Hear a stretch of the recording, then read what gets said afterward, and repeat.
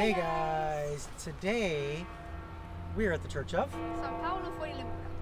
Right, St. Paul outside the walls. You may notice we're actually not at the church. That's because why aren't we at the church, girls? Because we are locked down again. Yeah, we're locked down again. So it was kind of unexpected. You may have noticed there hasn't been a video in a couple days. Rome has been doing well through all this virus stuff. And so we were in the yellow region, which is kind of means everything's open. And then it was rumored that we were going to go to the next level, which is orange. But then they surprised us, and we skipped it and went straight to red, meaning that we basically can't leave the house except for grocery stores, churches, and pharmacies. The good news is that Christina and I, as soon as it was announced, we went and got a bunch of footage from the station churches, so we can still make the videos, but we're going to have to do the outside portion from home. And that's what we're doing today. So St. Paul outside the walls, as the name suggests, is where? Outside the walls of Rome. Yeah, outside the walls of Rome. You can actually see it from the roof. You can see the bell tower, but it's cloudy today, so you can't. But it's like back that way. Who's buried at St. Paul outside the walls, Lily? I'm not sure. St. Paul. St. Paul. Yeah. All right. St. Paul is buried at St. Paul outside the walls. St. Peter is buried at St. Peter's. Paul was a Roman citizen, so he wasn't subjected to a horrific death. When we did St. Peter's the other week, we talked about how he was martyred. Do you remember how he was martyred, Lily? No. St. Peter, Lily. Peter. Crucified. Upside down. Paul was not subjected to a horrific death like that, so they took him outside the walls of Rome. And how did they kill him, Amelia? They cut his head off. Chopped off his head. And do you remember the tradition as to what happened to his head, Lily? It bounced 3 times. It bounced 3 times, and each time it hit the ground, a fountain sprung up. They built a church over that spot called the Church of what, Amelia? The Church of the Three Fountains. How do you say that in Italian? Tre Fontane. Yeah, the Church of the Three Fountains. And then they buried him in a cemetery, built a little chapel over his tomb, and then Constantine built a giant church over his tomb. And then in the 1800s, do you remember what happened to the church? So basically there was a worker working on the roof, I think, and he left a candle burning, and the whole church burned down. Yeah, an oil lantern. Yes. Church burned down, and so the church we're visiting today has been mostly rebuilt. A few things remained. I'll point those out when we go inside. But yeah, this is one of Rome's newest churches, which is kind of crazy. And it's my favorite. It's my absolute favorite in all of Rome. Ready to go in and have a look? Yeah, let's go. Jump off the roof or something? I don't know how we're going to do it. We'll show you Let's take the stairs. inside. But we're nowhere near the church. That was the whole joke. All right, we're going to show you around now. So, ciao, people. Bye. Probably not a good idea.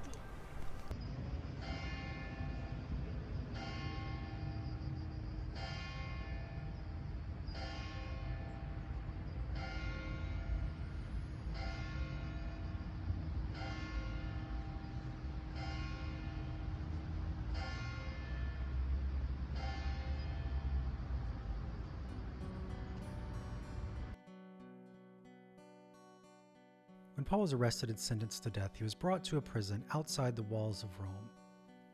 He was then taken down a Roman road to the spot of his execution. To this day, you can still see that road, the original road that Paul would have walked down as he headed towards his death.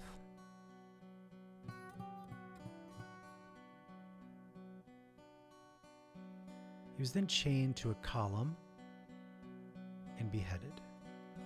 The tradition tells us that his head hit the ground 3 times, and each time it did, a fountain sprung up.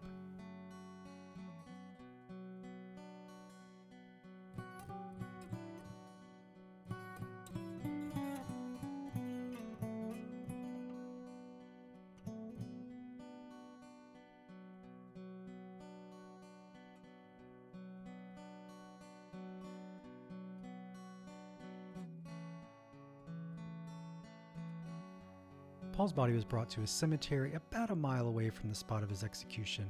A chapel was built over his tomb, and then later, when Constantine legalized Christianity, a massive basilica was built.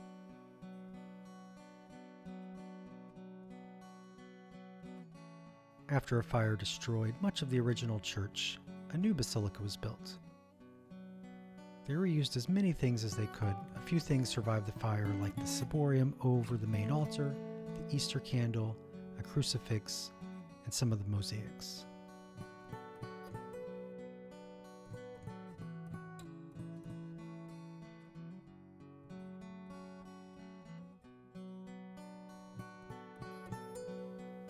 The tomb of St. Paul is directly below the main altar, and just above his tomb are the chains that held him when he was imprisoned.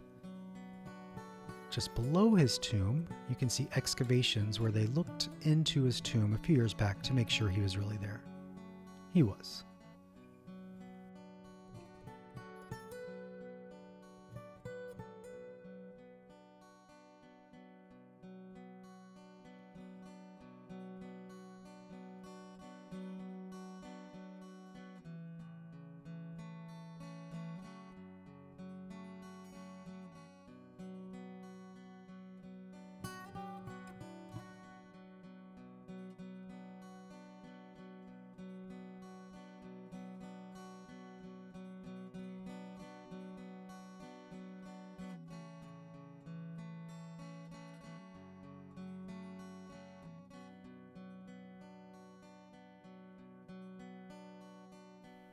The basilica features mosaic medallions of every single pope, from Peter all the way to Pope Francis.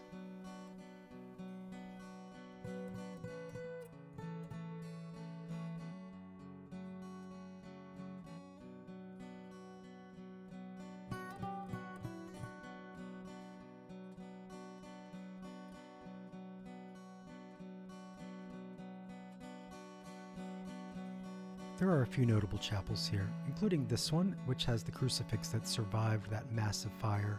It's also a crucifix that nodded to St. Bridget when she was here. There's a chapel dedicated to St. Stephen, the first martyr, and as this is a Benedictine church, there is a chapel dedicated to St. Benedict.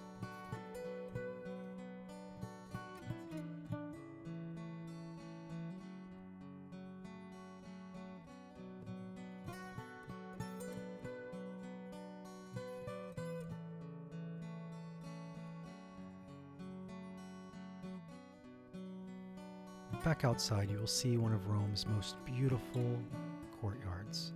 There are palm trees and an amazing mosaic, which looks especially nice at sunset.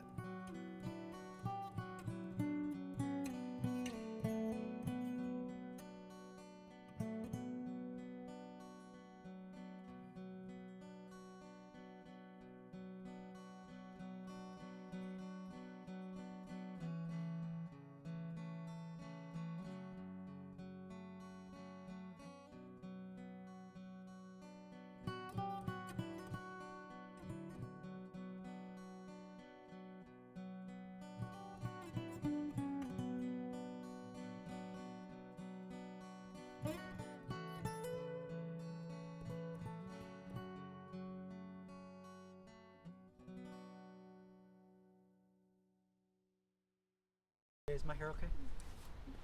All right, you ready? Yes. So, what happened to that church in the 1800s, Wow. Amelia? It's windy up here. The builder. Okay, so